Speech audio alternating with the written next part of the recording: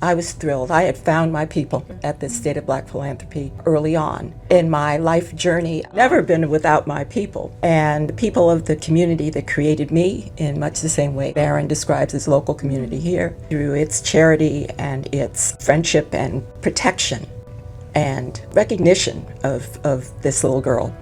I'm Carole Hall, and I've had the honor of being a trustee of the Miami Foundation. I've been one of Barron's sounding boards and greatest fans in developing the Black Philanthropy Fund. Barron Channer, Woodwater Investments. I have the great pleasure of being one of the organizers of the Black Philanthropy Fund. And Dorothy's always the balance. She's always able to level. I can pontificate, Carole, a little bit more than I. There's a different art because we all came to the Black Philanthropy Fund at different points. Well, I got a phone call from Barron. We had been collaborating over the years.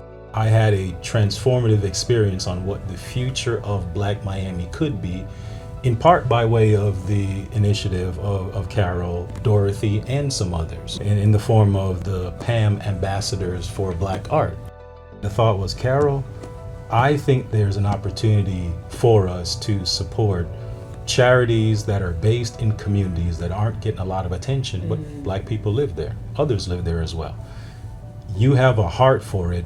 I have a mind for it. We can combine that effort, and I think collectively we can support people who we love doing things that we love. Are you interested, and how can I make it worth your while? So while these organizations were all known and served within major philanthropy in the city or in greater Miami, they were not connected in the mind of the donor. It came as a wake-up call to the staff of these organizations that perhaps there was something to be discovered, amplified by thinking of these organizations as a whole. We're focused on organizations that are rooted in Black Miami. That means you're not exclusively, but you're focused on helping the communities and the people and the culture by way of your philanthropy, whatever it may be. Some are almost microscopic in size, but mean everything to the families on that block. 7 years now that we've been doing the fund, 8 years of effort, somewhere near $250,000 gifted. Every year, ballpark 36 organizations are receiving a gift. All the organization had to do was what it was usually doing, which was register for Give Miami Day and have a 501c3.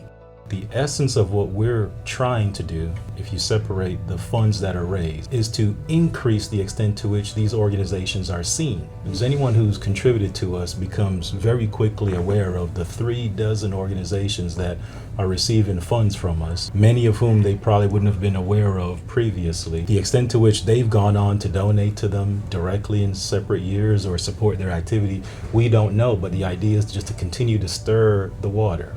We have made it scalable. We have tapped into the potential for a collective. We have a vision that will grow. And for those who are looking for impact and results, look to our vision and how Miami moves and rises by embracing all of its citizens. A candle is not, hot enough to power a locomotive. It's not hot enough to burn down the forest, but the candle can light the way for all the people that are going to make that occur. So it doesn't matter how big or small, if the light is there. And the mere fact that we're talking about Black philanthropy, the State of Black Philanthropy, the conversation being centered to us itself is an accomplishment.